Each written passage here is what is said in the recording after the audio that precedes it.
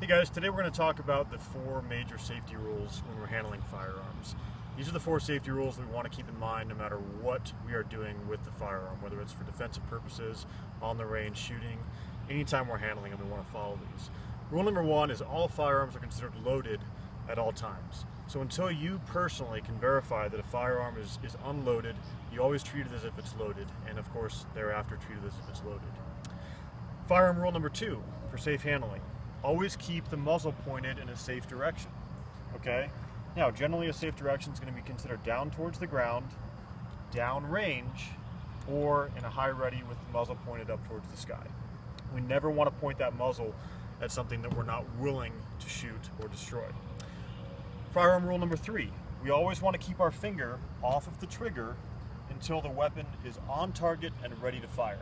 So I'm always going to keep my finger on the frame of that firearm until we are completely on target and ready to fire. And then we need to take our finger off of that trigger before we come off that target and come back into our ready position or the holster.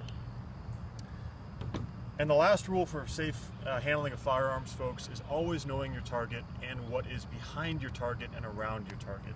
We must clearly identify our target, of course, before we even point our muzzle at it. We also need to be very aware about what is beyond and to the sides and in between our target and ourselves.